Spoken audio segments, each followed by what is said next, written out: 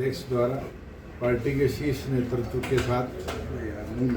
बैठक करी गई और जो घटनाक्रम गुरु जम्बेश्वर यूनिवर्सिटी में 16 तारीख 17 तारीख को हुआ और जिस तरीके से हमारे 6 साथियों को पुलिस द्वारा छोड़ दे बिना वारंट बिना नोटिस के रातों रात अरेस्ट किया गया और अरेस्ट के साथ साथ उन साथियों के घर से उनके डीवीआर्स को चोरी किया गया, उस सब पर डिटेल में चर्चा भी हुई है और चर्चा के साथ साथ पार्टी के राष्ट्रीय अध्यक्ष की अध्यक्षता में 2 रेजोल्यूशन, एक छात्रों के लिए और एक जो परिस्थिति लॉ एंड ऑर्डर की है उसके उपरांत पार्टी ने पारित करे। ब्रीफ में मैं आपको बता दूं कि जिस तरीके से सरकार का रोल इस पूरे हिसार के घटनाक्रम में रहा है, एक चीज साबित कर देता है कि एसपी और एसपी के गुंडे तो सिर्फ चेस के वो प्यादे हैं, इसकी भूमिका कहीं और रची गई। और अब तो हमारे पास इतना एविडेंस है,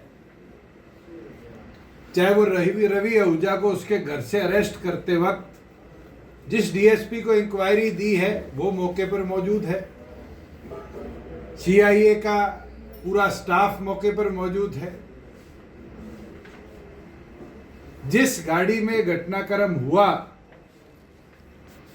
उस गाड़ी को ऑफ ड्यूटी ऑन ड्यूटी कहने की स्टेटमेंट चेंज है और तो और इसमें कई अधिकारियों के रोल जो सामने आने वाले दिनों में आएंगे वो भी हमारे पास है। ये तो लिटिगेशन और उसका पार्ट है। वो लड़ाई तो कोर्ट के ह्यूमन राइट कमीशन के SC/ST आयोग के माध्यम से नामजद किया है, उनकी भी लड़ेगी। आज 14 दिन बाद कुरुक्षेत्र में एक FIR और दर्ज करी गई है कुर्सी तोड़ने की, उसकी भी लड़ेगी। जिस तरीके से CIA स्टाफ इस प्रदेश में चलता है और जिस तरह की रील्स ऑनलाइन डालता है उसके विरुद्ध भी चलेगी। मगर पार्टी द्वारा जो छात्रों की लड़ाई लड़ी जा रही थी कि यूनिवर्सिटीज को केवल मात्र बीजेपी या बीजेपी की विचारधारा के संगठन हो, विश्व हिंदू परिषद, राष्ट्रीय स्वयंसेवक संघ या मोर्चे, इनका अड्डा बनाने का जो प्रयास करा जा रहा था और दूसरे संगठनों को रोका जा रहा था, हिसार के अंदर आगामी 27 तारीख को छात्रों के हित में एक महापंचायत करी जाएगी। सभी लोगों से आग्रह करता हूं कि इस लड़ाई के अंदर अपने शिक्षण संस्थानों को बचाने के लिए राजनीतिक दलों से ऊपर उठकर सबसे अनुरोध है कि इस लड़ाई में हमारा सहयोग करें। ये कोई जननायक जनता पार्टी की अकेली लड़ाई नहीं, ये लड़ाई हर उस छात्र के हित की है जिसको यूनिवर्सिटी में प्रताड़ित किया जाता है। आज हमारी बहनें सुसाइड कर रही है तो कहीं ना कहीं उसके पीछे भी प्रताड़ना है। जिस तरह का बड़ा करप्शन के अलग अलग चार्जेस हो, मैनिपुलेशन ऑफ डॉक्यूमेंट्स के चार्जेस हो, इंक्वायरीज के अंदर डिले किया जा रहा है चुनिंदा लोगों को बचाने के लिए, इसके विरुद्ध में होगा। और पुलिस और पुलिसिंग के जो मानदंड गिरते जा रहे हैं उसके विरुद्ध में होगा। जो क्रांतिमान पार्क हिसार का है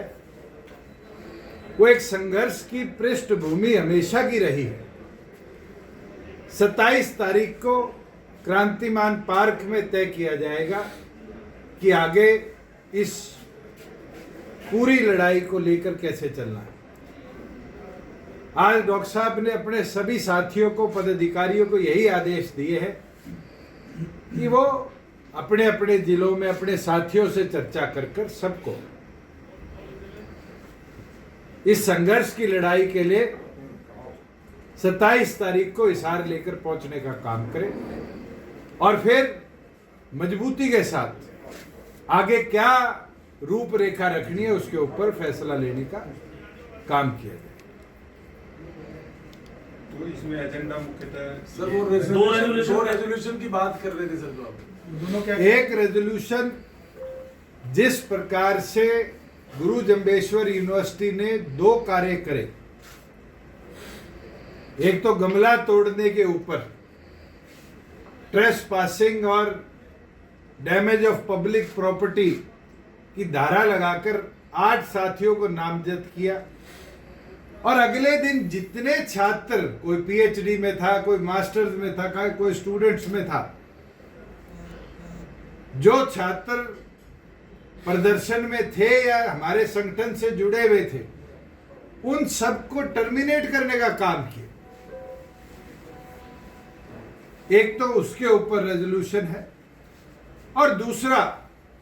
जिस कॉन्स्पिरेसी को हिसार के एसपी और उनकी टीम ने रचा, इसकी जुडिशियल डिमांड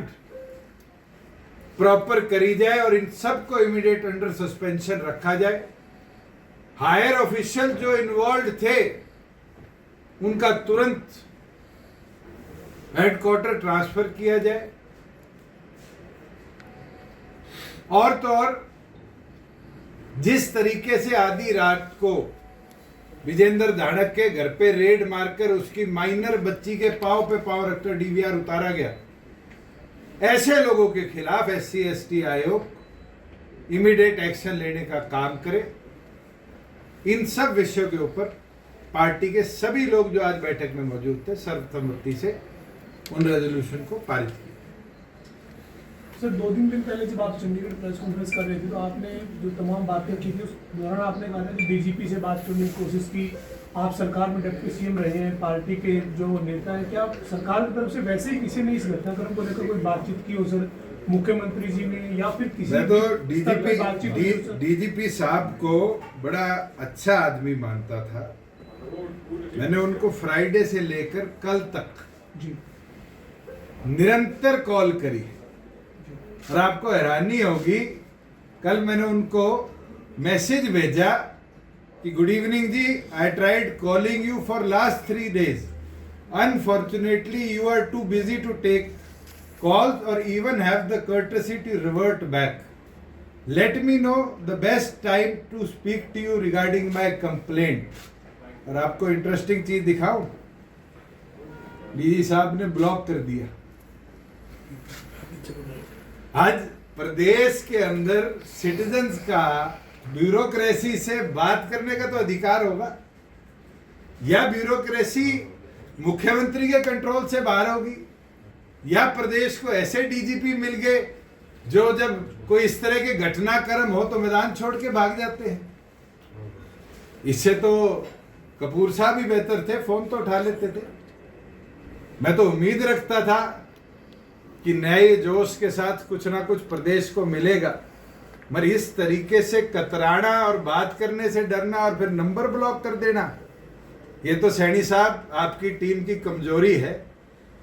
कहीं ना कहीं आपको मैदान में अकेला छोड़ के ना चली जाए ये टीम। आपने जो एलिगेशंस लगाए हैं उसको, और जल्द फाइनलाइजेशन होते ही हम हाईकोर्ट भी मूव करेंगे।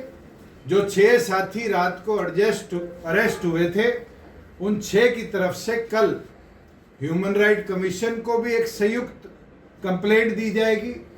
विजेंद्र धाड़क जिसके घर में घुसकर उसकी माइनर बच्ची के पांव पे पांव रखकर उसका सीसीटीवी कैमरा उतारा गया, बाहर निकलते हुए उसको जाति सूचक शब्द उनकी कम्युनिटी का बोला गया,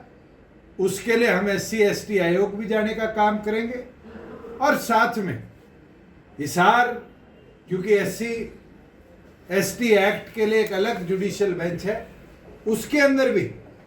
केस फाइल करेंगे उन सब लोगों के लिए जो उस रेड में मौजूद थे और जिनने जाति सूचक शब्द बोलने का काम किया। जहां लड़ाई